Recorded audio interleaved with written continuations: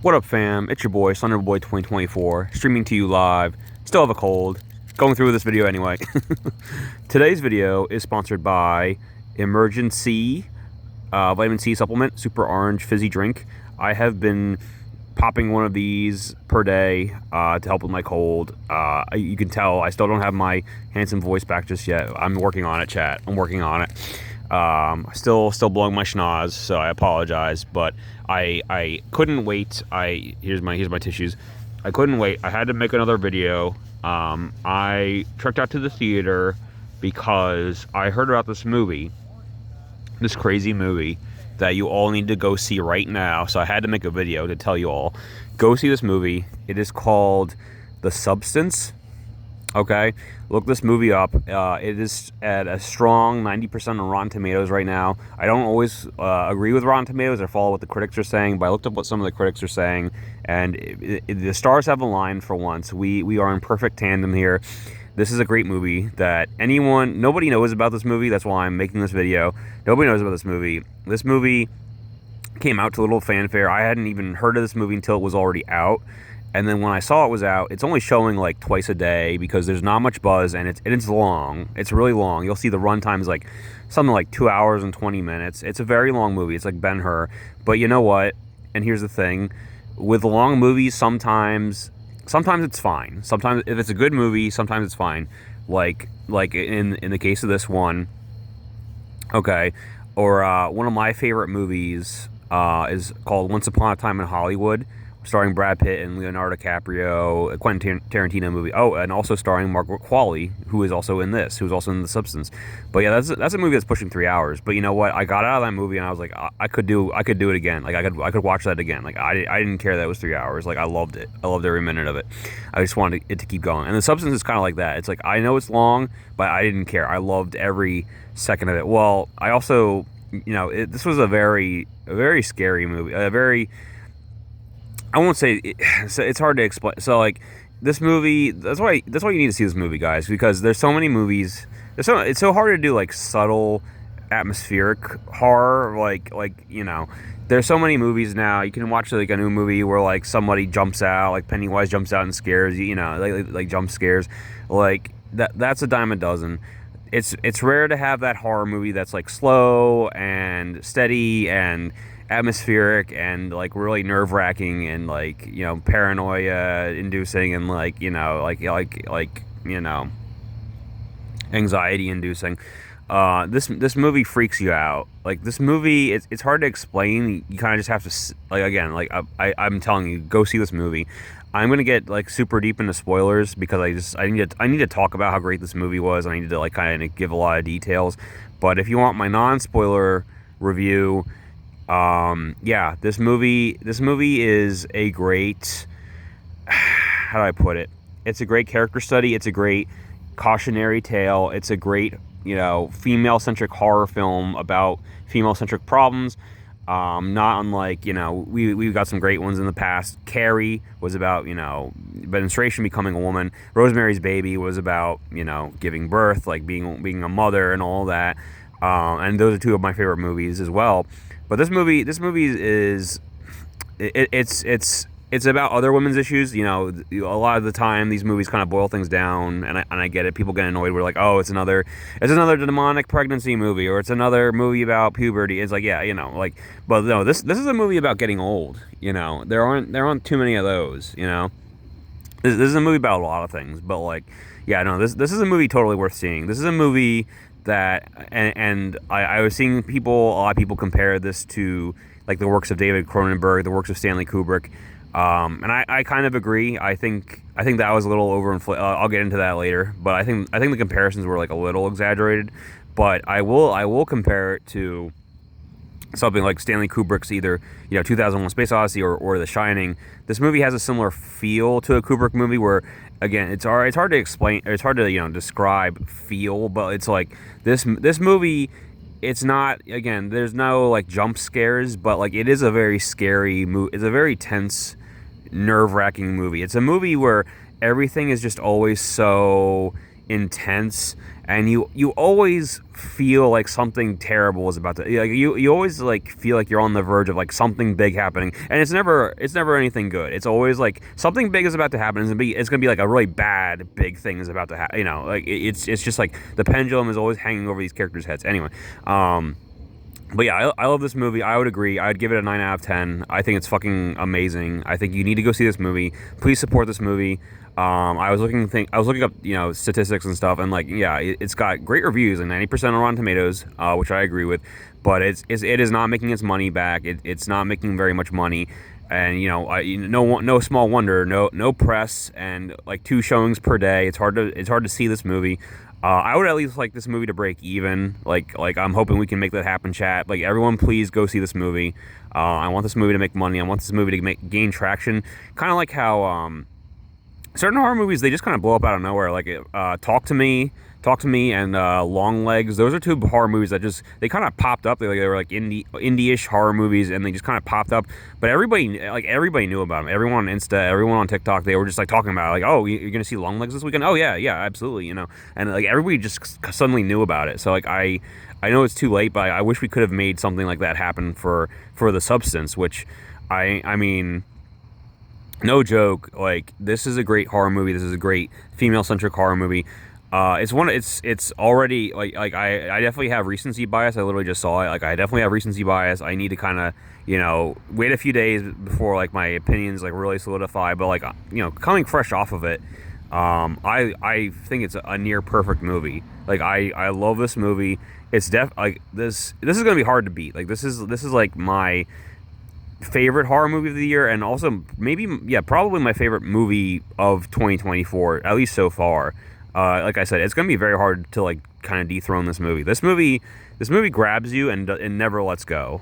Like, it just never lets go. So like, okay, now I'm gonna give details. So like, everyone, as far as the spoiler free, like, yeah, just go see this movie. It's great. Don't. I follow this other guy on YouTube. Do you know Chris Stuckman? Have you heard of Chris Stuckman? His reviews, they're pretty great. But he reviewed this movie, and he made a very good point. He was like, yeah, like, if you go to like, one of those eating theaters, like Movie Tavern, or where you get like a meal, yeah, don't do that. Don't do that for The Substance. Yeah, do not eat anything during this movie. I knew what this movie was about, so I didn't order any food. The only thing I had this like I had this lime Fanta, which, like, coincidentally, it looked just like the liquid, the substance in the movie. The Substance, like, that was not intentional, but like, I forgot that it was like a green liquid that they inject themselves with anyway. But yeah, that's all. I just had my soda to keep myself awake. But like, don't get any food. This is like one of the grossest movies I've ever seen. Like, it's pretty damn graphic. Like, it's definitely a hard R. Kids, do not watch this movie. Don't bring your kids. It's an R-rated movie. It's very gross. It's very disgusting. Great effects, great practical effects, great makeup effects. Like, it's, oh my god, like, some of the best practical effects I've seen in a horror movie in a long time. Like, there is some CG, but like, no, it's used effectively, and like, yeah, the makeup and the costumes, like, oh my god, it's so good. It's so good, guys. All the actors are amazing. Okay, so let me kind of like, I'm gonna ramble because I love this movie. I'm gonna like talk about this movie as much as I need to, but I'll try and keep it under the, it won't be as long as the Borderlands movie review. Okay, it won't be like 2 hours. You know what I mean? Anyway, so here we go.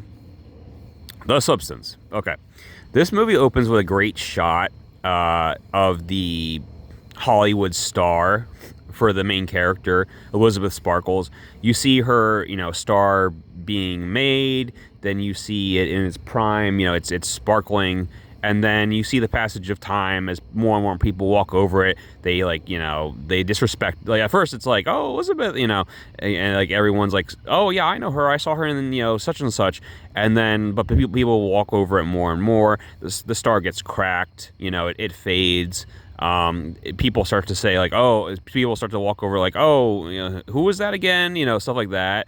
And then, like, as she fades into obscurity, and then it's such a great montage. It's like I knew instantly that, like, this was a great filmmaker, because everything is so purposeful and perfect. Like, the camera placement, the way things are shot, the way things are shown to you. It's harder to explain, chat, but like, you know the difference between a good director and a bad director, like instantly. Like a bad director, it's like you don't know why you're being shown what you're being shown, and the camera's like all over the place, and like no, this movie, you get it. You get the sense that like every shot, every like camera angle is like very very intentional. It has a purpose. Anyway, but yeah, the montage ends with like some guy, he like spills like his takeout food, like he gets like whatever, like chili all over the star. He's like, oh shit, and he steps all over it, like, and that's like the end of the montage, and it's like, yeah, like that's where we're at now. Like her star has faded. The main character, Elizabeth Sparkle, she's played by Demi Moore, who I loved in many things. My favorite with Demi Moore. Tell me what your favorite Demi Moore movie is. I haven't seen her in anything in so long, but I loved her as G.I. Jane. I loved her as G.I. Jane. That was the start of my crush on Demi Moore. But anyway, she played. I need to talk about this. I need to talk about this real quick, chat, because this movie was recommended to me, and then like my friends told me, watch this movie, you'll know why. And then so I know why. I know why. So it's so interesting that the two main characters, we have Elizabeth Sparkles, played by Demi Moore. She goes by Lizzie. She goes by Elizabeth or Lizzie, and then her younger counterpart, played by Margaret Qualley, is Sue or Susan or Sue. So the two most important women in my life right now, Lizzie and Susan from the chat. That's so interesting. That I did not expect that. Lizzie and Sue. Anyway, Lizzie and Susan. Anyway, so Demi Moore is Elizabeth Sparkles, and she has like this kind of, she has like this kind of silly like women's aerobics show on TV, and she's aging, and in the movie they kind of say like, oh, she's like hit 50 basically, and it's like, that's it, and I mean, that's not too, everything in this movie is like hyper real, hyper realistic, hyper exaggerated. It's very satirical, but like at the same time, it's not too far from the truth. Like the Hollywood industry, especially with women, it's just like, they chew you up and spit you out. So and that's what this whole movie is kind of about. But it's like, yeah, once you hit a certain age, it's kind of like, and yeah, like Demi has hit 50, dun dun dun, and it's like, oh, we have no use for you, you're not young and hot anymore, and I strongly watch that opening little sequence of her dance show, and then she has like the poster of herself in the jazzercise outfit. She still looks like Demi, you look fantastic. Like oh, I'm getting old. Like, I'm not hot anymore. Trust me. You still got it. You still got that sparkle. Anyway, that's my opinion. But anyway, I don't think 50's that old. But anyway, that's my opinion. But anyway, her manager, played by Dennis Quaid, he is the unsung hero. Like everyone in this movie is so good. Like especially Demi Moore and Margaret Qualley, but like people need to talk more about Dennis Quaid as well as the the scummy, skeezy TV producer. He's another one. I haven't seen him in. I love him so much, but I haven't seen him in like anything in recent years. But yeah, he's in this. He's in this quite a bit, and he's like her scummy boss or scummy TV producer, and he's so good. Like you can tell he's having like the time of his life playing this character, but he's so and again, it's like, it's exaggerated, but at the same time, is it though? And I think they even like name his character Harvey, so it's like, yeah, like is it exaggerated? Because like Harvey Weinstein was a thing. So anyway, but yeah, like he's like, has this conversation with her where he's like, yeah, like once you hit 50, like it's all over. And she's like, what? Like, what do you mean by that? And like anytime he's talking to her, he's like constantly like looking at like the waitress's ass, or like looking over at other women. Like he's a character, but and again, like that, the scene where he like has that like little interview with her at the dinner table while he's eating like lobster or shrimp or something. Like again, it's the way things are filmed. Like everything in this movie is so gross. Like this movie just, it makes you just go, ugh, everything just feels dirty and gross and disgusting. Like especially that one scene, like when you have to see how Dennis Quaid eats he like cannibalizes his lobster. He like the way he eats his shrimp, the way he like dips it in the sauce and like gets it everywhere, and like he like the camera zooms in on his mouth as he's eating. It's so like that scene alone will make you want to throw up. Like again, do not eat during this movie at all, especially during that scene. It's the grossest fucking thing I've ever seen. Is Dennis Quaid eating shrimp. Like I never want to see that again. If I ever rewatch that movie, that's like the one scene I'll probably like fast forward through. It's so gross. I can't. Anyway, I'm like dry heaving. I mean, I'm sick anyway, but like now I'm like dry heaving thinking about that scene. I'm ready to like throw up now thinking about that scene. Anyway, there's a lot of scenes in this movie that will make you want to throw up or like dry heave. But anyway, but yeah, he's basically told her like, yeah, like and she even had like a contract. She like or whatever you call like tenure or like a contract. But he was like, yeah, like whatever, like her time is up. Like she's 50. Like we can't, this isn't a charity. Like like what? She was an Academy Award winner. What was that? Like in 1930s. I love this guy. I mean, he's terrible, but I love him. I love seeing him on screen. My favorite moment with him is when he's interviewing Margaret Qualley to work on his show, and he has like his assistant. He's like, and he can't even like remember her name. He's like, oh, any further questions, direct them to my assistant. And it's like really awkward. He like keeps kind of grasping at straws. He's like, and she's like right there. She's like, Isabella, sir. And he's like, he's like, Isabella, like what kind of name, like that's too long. Like you're Cindy now. Like I've rebranded you. he's like Isabella, that sounds too foreign. Like no, now you're Cindy. And he calls her Cindy later. As a nice little nod. He like calls her Cindy later in the movie. Like no, I love that scene. Like I don't approve of your name. You're being rebranded. You're Cindy now. Like I laughed so hard at that. Like I mean, this is a scary movie. Like I said, it's terrifying. It's like really gross and makes you nauseous. But it's also really like my whole audience, we were cracking up at several moments in this movie. Like it's a really funny movie too, not just like satirical or black comedy, but like it also has like good jokes, like some good jokes in it. Anyway, again, like this movie has so much going on. Like I love it. Anyway, okay, so Dennis Quaid has dropped Demi Moore from her own show because she's too, quote unquote, too old. And now he wants like some new, fresh, young hotness. And you even see in like that newspaper ad he puts out, it's like, only apply if you're like between ages 18 and 30. And it's like, oh my God, it's so bad. But, and so, yeah, so long story short, Demi Moore gets like this offer.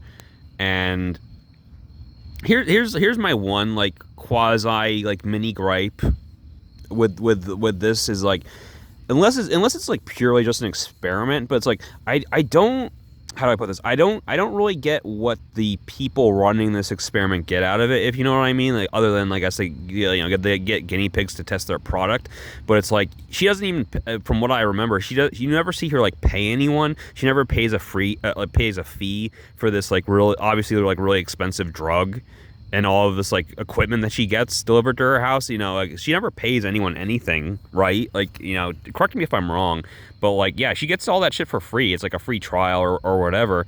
But anyway, so yeah, she like gets an offer like, oh, do you want to try the substance? And like, what is the substance? So she puts in this thumb drive and like it plays this like really freaking scary video with this booming, monotone voice. And again, it will remind you of like whatever, like 2001: Space Odyssey. It'll remind you of like The Shining, the way things are shot, the way people talk, like the unnerving, unnatural air hanging over everything. Anyway, but yeah, so the gist of it is, okay, and this is what this movie is basically about. It's just like, it's about like, hey, as when it comes down to it, like we're all a little bit vain, right? And like nobody wants to get old. Like nobody enjoys getting old. We all want to stay young and beautiful forever, and even though it's not possible. And it's especially true for women, and it's especially true for movie stars in Hollywood. Like again, like it's so sad and so true that like when you're like Sydney Sweeney age, like how old is she? Like 20, 25? Like okay, that's like the prime age, And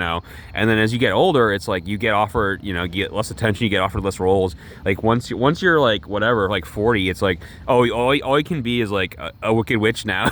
You can be like a grandma, or you can be like a wicked witch in a movie. It really is that bad. It's like that. So it's like. Yeah, Demi Moore is aging. She's fading into obscurity. She wants to get back some of that youth, get back some of that fame. And so she'll do anything for it. She'll do anything. And so there she tries this experimental drug called the substance.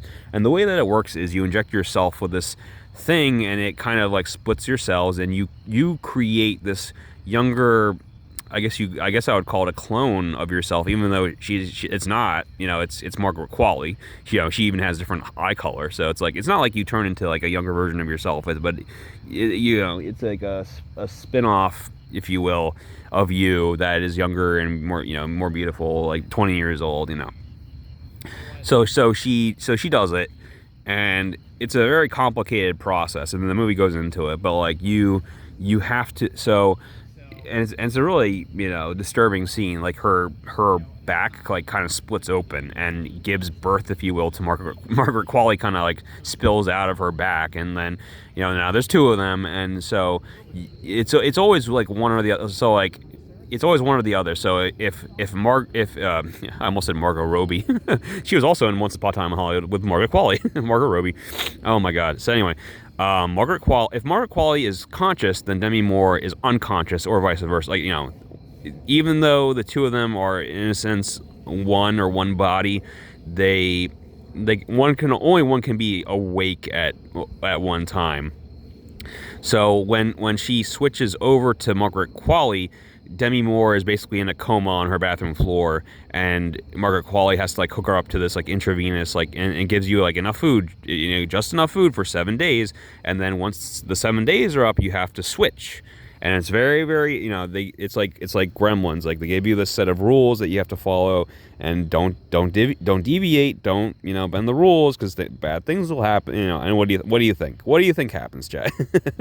So it's very specific. So, and I mean, she should, you know, you should already know something is up, because the stuff that so while Demi Moore's in a coma and she's being fed food for the 7 days, and, you know, Margaret Qualley's running around being Margaret Qualley, being Sue, and she gets like the show right away, because, you know, she's young and hot and all that.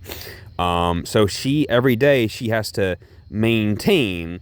Okay, and so she has to inject herself with this drug, because if she doesn't, like, she starts to like destabilize, like her nose starts bleeding, she gets really bad headaches. So what does she destabilize herself with? Well, she has this little syringe, and she has to like withdraw basically spinal fluid from Demi Moore and fill it into like a little canister, and then she, you know, injects herself with it, and that's how she stabilizes.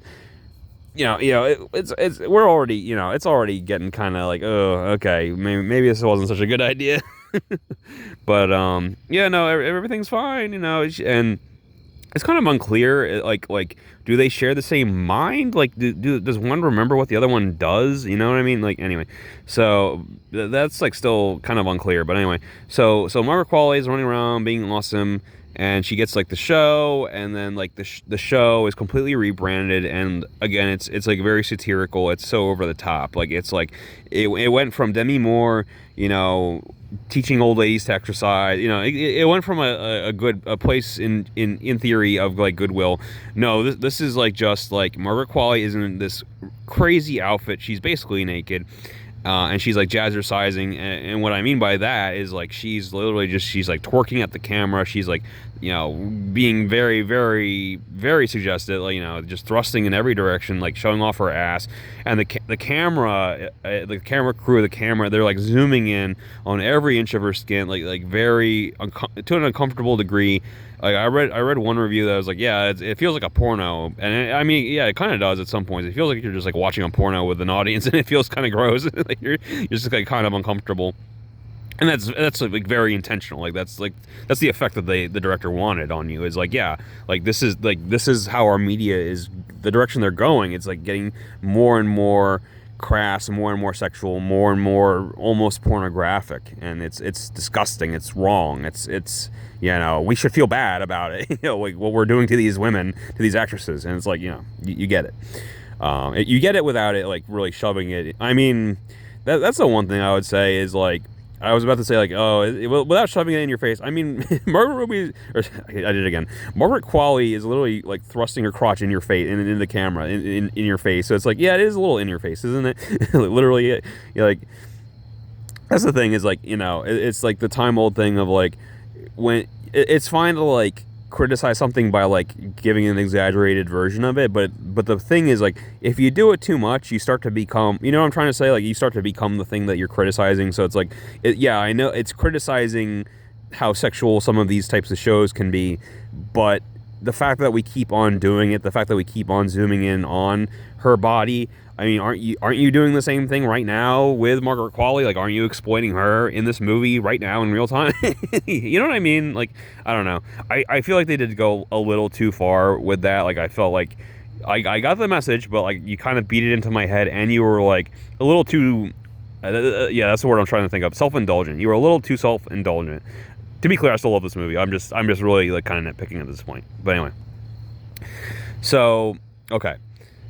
Oh, and here's I have to talk about this one other funny moment. So, there's a lot of nudity. Like again, this feels like an '80s horror movie or something. It has like this kind of like skeezy feel, like this kind of like dirty, gross, grimy feeling that you don't really get from horror movies from this modern. This feels more like I don't know, like a Texas Chainsaw Massacre movie or something. Like, you know what I mean? Like, anyway, but yeah, this movie has a lot of nudity, like a lot of nudity, and there's a so at first Demi Moore's in the shower, naked, and they show everything, and then she's like, she tries the substance, she's naked for this, and she injects it into herself, and then Margaret Qualley like appears naked, and she like rubs the mirror to reveal herself, and like seriously the front row I was sitting in, all of us guys, like we all like reacted, we all like sat up in unison and like kind of like you know what I'm trying to say. Like we all kind of sat up, we all like adjusted our popcorn buckets to like to hide something. Yeah, you know where I'm going. Anyway, but yeah, no, it was such a funny moment. Like we all kind of like reacted the same way to that moment. Anyway, Margaret Qualley is, yeah. I mean, you couldn't have picked a better actress for that role, for that like point of like, oh, here's like idealized, like what Hollywood wants. Here's like the idealized, perfect, beautiful, sexy woman. I mean, maybe I would have chosen Sydney Sweeney for that role as well, but like, yeah, no, Margaret Qualley works just fine. But yeah, I mean, listen, I have to listen, like, and this is kind of like the whole message of the movie. I have to get into this, but it's like, this is my little like PSA. I don't want to get on a soapbox too much, but like, yeah, like the basic message of the movie is like, I mean, there's a lot going on in this movie. There are a lot of messages, but like the basic message, the basic takeaway I think most people will get is like, yeah, like be happy with what you've got. Like don't try to like bend the laws of nature. Don't try to turn back the hands of the clock. Like be happy with how you are now. Like you are, even if you're 50 or whatever, like you're still beautiful. Like every woman, like I've had this before. The only women, again, my PSA, the only women I find unattractive are the women that do drugs. It's like don't do drugs. No, like every woman, you are beautiful. Okay, you are beautiful just as you are. You don't need to do all this stuff, all this like makeup and all this stuff to like change yourself or make yourself, that's like such BS. That's such, that's the media, that's Hollywood, that's like society, that's like telling you like, oh, you have to do this, or else you're not pretty. It's like, no, like listen, I like 9 times out of 10 I disagree. 9 times out of 10 I'm like, no, you're pretty regardless. Anyway, but yeah, so she's like, I mean, you know what's gonna happen. I think you can tell what's gonna happen. So Margaret Qualley is like living it up, and she's having the great life. And she, again, it's also it's so many things, but it's also like a drug metaphor. So like, what happens when you do hard drugs? Well, you get diminishing returns, right? You get diminishing returns. Like you need to do more of the drug to feel the same high. Okay, it's never enough. Like you always have to do more. That's that type of thing. And so more, yeah, Demi Moore, yeah, no. So she needs more spinal fluid. So like the rules are, you spend 7 days in one body, you swap back to your other persona for 7 days, and so on and so forth. And I think if she had been able to keep up with that, it would have been fine. But I think maybe the message of the movie, like maybe what the movie was trying to say is like, no one's ever going to do that because the temptation is too strong. Like obviously she prefers being Margaret Qualley. Margaret Qualley has everything going for herself. She's like the new big star, and so she, so Margaret Qualley is basically, it starts out small, but she's like, it's like the night of the 7th night when she has to switch over, and she's like, oh, I just want to go to this party and get a little drunk and spend a little extra time, as Margaret Qualley. What's the big deal? Well, it is a big deal because like as soon as the clock strikes midnight, like she starts to kind of freak out. Like she starts to feel it. It's like, oh, I'm supposed to switch back. I'm kind of freaking out. And so she goes to Demi Moore's body, but instead of switching back, she's just like, well, wait, I know there's only 7 canisters for like the spinal fluid, but like, why don't I just like take one out of the garbage and refill it with more spinal fluid, and that'll stabilize me for like an extra day. And so she does that. And she's like, oh, okay, so that works. You know, but like, and this is like the one thing that they keep repeating in the movies. Like, remember, like, there is no you and her. Like, you are the same. You are the one body. So like, don't abuse her because you're abusing yourself. You know, so it's like there's consequences. You can't just keep on being Margaret Qualley. You know, and there's a lot of ways you could take this. Like, so this is I was thinking about this. Like, this is how I kind of took it. But I mean, the other basic message of the movie is like everything's about balance. Like, it's important to have balance in your life, you know. I mean, in the vaguest of terms.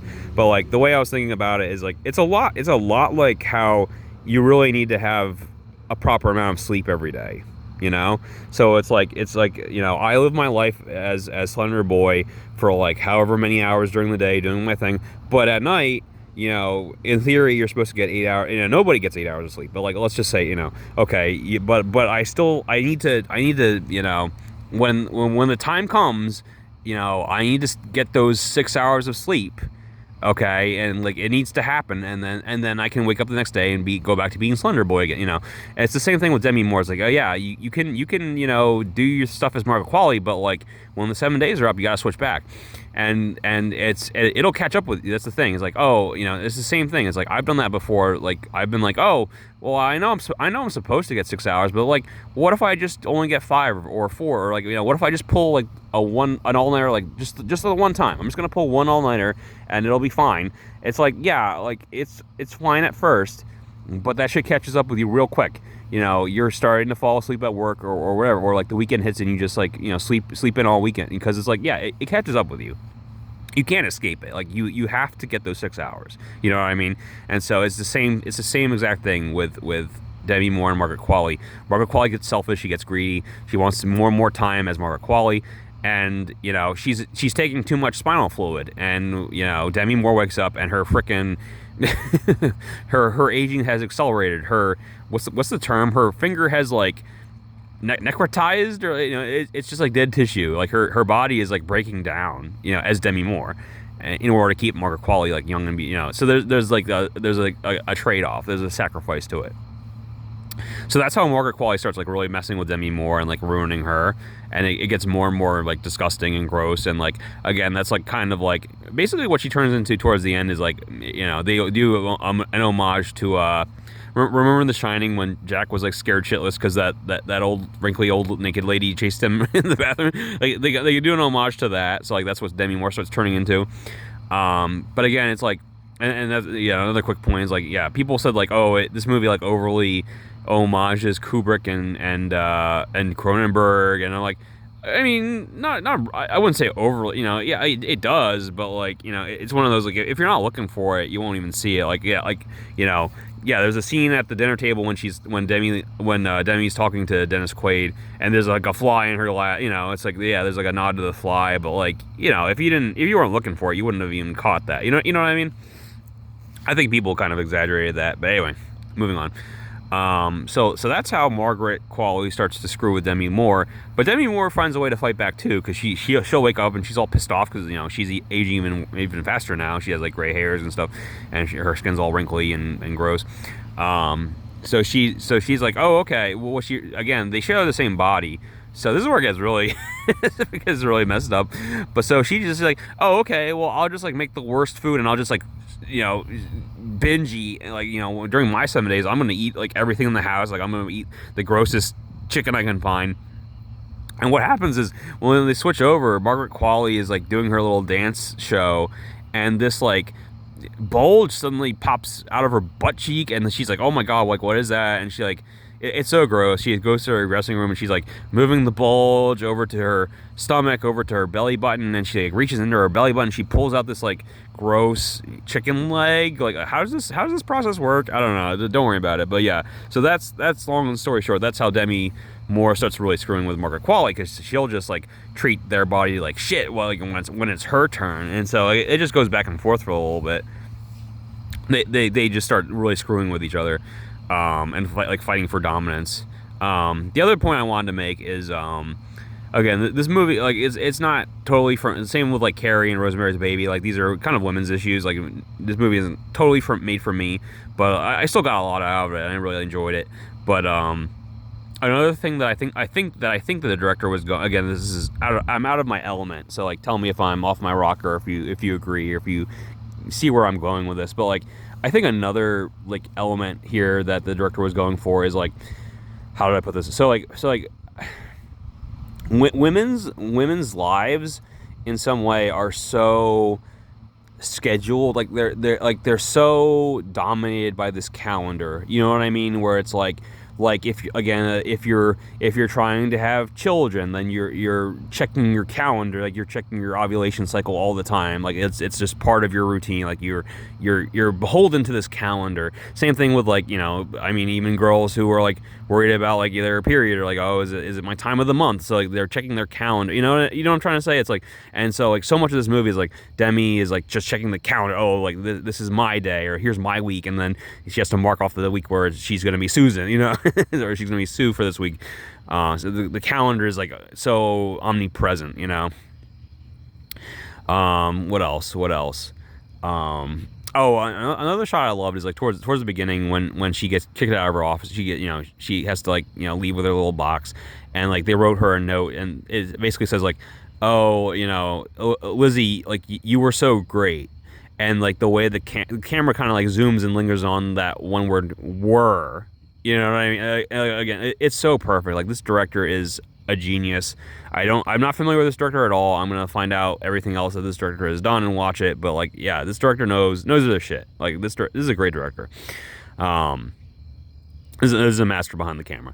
But anyway, so things really get to a head where like they're fighting for dominance. I don't want to like go too deep into spoiler territory, but I mean, I've already said it like quite a lot, but I don't want to give like the very ending away. But suffice to say, again, it's kind of a drug metaphor. It's like she keeps needing more to get that high. She keeps like, taking way too much spinal fluid, and it has disastrous results, and it has some very gross but effective and impressive practical effects and makeup effects. That's all I'll say.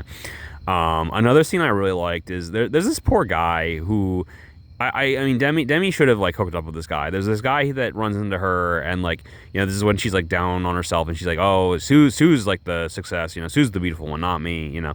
And she meets a fan, like this guy who was like a fan of her, of Lizzie Sparkles, and he gives her his number, and like she's like gonna go on a date with him, and it's really cute, you know. She gets like dressed up and everything, but like there's like a billboard right outside of her house of Susan and her show, and like she can't get away from it. Like, she can't get away from how like hot Margaret Qualley looks, and she's like, oh, and she's like she's trying all these different outfits. She's like trying all this different makeup and hairstyle, and she's trying so it's really rough to watch. Like, she's trying so hard to look good.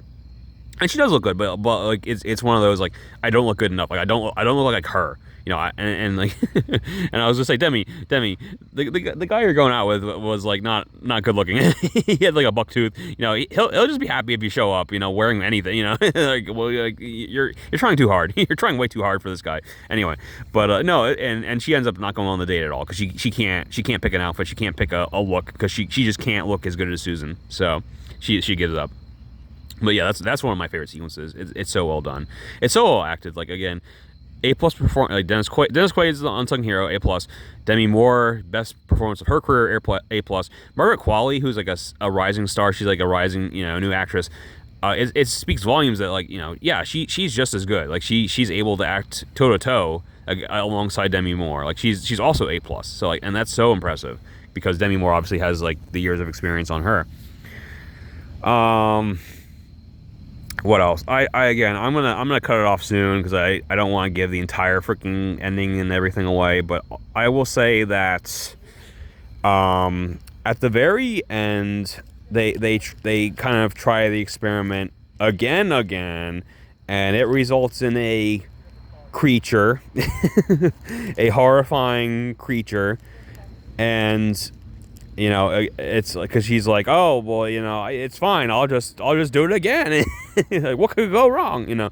And so she's you know, creates this horrible monster, and like this movie almost had the perfect ending. Like, this is where I say this movie was very self-indulgent, and I almost would give this a perfect 10. but this ending kind of took it away from me for a little bit. So like that's why I'm kind of at a 9. Still great movie, still highly recommend it. But like yeah, I wasn't crazy about the final few minutes. So again, and this movie's already way too long. It's already over 2 hours. So it's like you really could have cut this ending. Where the way I would have ended it is with that dark twist. I would have had her like try the drug again, show like what happens, and like linger on this shot of her like screaming in the mirror like, "Arr!" You know, this horrible monster, and that's it. Like that's all you need. But no, we have to keep going and going and going, and like so like the and it's like, okay, I can say this because this is what didn't happen. So. Long story short, how do I put this? So Margaret Qualley and Demi Moore, they have their big falling out, and they sort of go their own separate ways, so to speak. And it goes about as well as you think it would go. Like Margaret Qualley is like really starting to not feel well, and things are starting to happen to her, and it's very gross. And so what I was thinking would happen, because everything's building up to this big New Year's show for Susan, for Margaret Qualley, and I thought the movie would end with her like she's like doing the show, and she just like fucking like explodes or like falls apart on camera or something. That doesn't happen, but like something almost as good happens. But anyway, but yeah, like so we have like this monster, and it's like I get what you're doing, but it took way too long for them to do what they were doing. And it's just like the movie really should have ended like 10 minutes ago, but they just keep going and going and going. And like I really wish they hadn't have done that. Like I really love this movie, but like yeah, that final like whatever 10 or that final 7 minutes, it was like you had to have your cake and eat it too, didn't you? You had to go that little extra mile, that little extra bit of self-indulgence. And anyway, oh my goodness. Oh my goodness. What else? Is there anything else? I'm trying to think. Sorry, Chad. I'm trying to think. Oh yeah. So okay, so maybe I missed something, but here's one thing that kind of bothered me. So they never really go back to this unless I like missed it, chat. Like tell me if I'm wrong. But long story short, the way this whole thing kicks off is Demi Moore is driving, and she gets into this horrible, horrifying car accident that's from like her POV, like from the point of view from inside the car. This horrible car wreck, and it's like a miracle. She like gets in this horrible car wreck, like the most terrifying car wreck you've seen in a movie. And she's at the hospital, and the doctor's examining her, and she's like, yeah, like, you don't even have a cracked tooth. Like, you're fine. It's like, it's a miracle. And I was like, what? That's cap. So I was wondering a couple of things, but, like, I was like, oh, like, so, like, what was the significance of it? Like, she was in this horrible car wreck and, miraculously survived. And, like, that's when the other guy, like, the orderly, like, approaches her, like, gives her, like, the thumb drive, and, like, this whole thing starts off. He's like, oh, you're a good candidate, I guess if her body had been mangled, she wouldn't have been a good candidate. Like maybe that's what he meant. I don't know. But anyway, but like I was thinking like, oh, is there gonna be like a twist where like she didn't survive the crash or something? Like it was all bullshit. Like, this is all like a dream. I mean that would have been bad. But I'm just like, okay, I'm just like thinking about this crash, and it does kind of come up again because she has like these hallucinations. Like she sees this guy on this motorcycle like running into her. Like she like imagines this a couple of times, and then at one point she's like, Margaret Qualley is like dating this biker guy, and he like drives off on the motorcycle. I didn't get it. Like I didn't know what was up with that. Like I didn't quite get that one. But anyway, that's like a minor beef. Yeah, I don't know. I would have liked her to have had a happy ending. Like maybe Demi Moore ends up with that guy who liked her, the one she stood up at the It's like, but I mean this isn't that type of movie. This isn't the type of movie that has a happy ending. This is what I call a feel bad movie. You watch this movie and you need to like take a long cold shower. Like you need to like rethink your life decisions. But anyway, no. It's a really good food for thought. It's like gives you a lot to think about. I always go back to like there's like a and we're all guilty of this. We're all guilty of like putting way too much pressure on women to look good and to stay young and beautiful. And like, oh, like you're 40, that's old. You know, you're getting old. You can't play like young roles anymore. You know, it's like it's so bad. And the way we put pressure on like women's age as opposed to men's age, like there's a huge double standard there. And I always think of like one of my favorite moments in How I Met Your Mother. One of my favorite shows is Barney. There's a whole episode where Barney's like, this is like the plot of the episode. He's worried about his girlfriend's age. He's like, oh my god, is she like 30 something? You know, is she in her like late 30s? Is she approaching 40? Like, is my girlfriend old? He's like freaking out. But like it turns out like, you know, her age is 28. Okay, he finds out and he's like, you're 28, you still have 2 good years. And she's like, what? And he's like, oh, nothing. You know, it's funny, it's horrible, it's funny, but like, and again, it's like an exaggeration, but like, is it though? Like, is it though? Like, especially Hollywood, the way they look at these actresses, like, is it though? Like, oh, like, yeah, you know, Sydney Sweeney, she's in her 20s, like, you know, but like, is she in her like late 20s? You know, they're already like kind of looking at that, like, oh, you know, who's like the early 20s, like hot young girl from Euphoria? You know what I mean? It's like, it's so bad the way these women are like so quickly replaced as soon as they quote unquote get old, and by old I mean like late 30s. So, you know, it's something we all do, but something to be mindful of. So just remember, and women watching this movie will, you know, remember, it's like, yeah, be comfortable in it's so hard, but like be comfortable in your own skin, be comfortable with aging. Like, you know, it's natural, you know, it's a part of life. Just be comfortable with your body. Like, don't try so hard to like, you know, to unnaturally stay young, you know, with all these whatever cosmetics, beauty products, like diets, like, you know, whatever, like, you know, jazzercise, whatever, you know.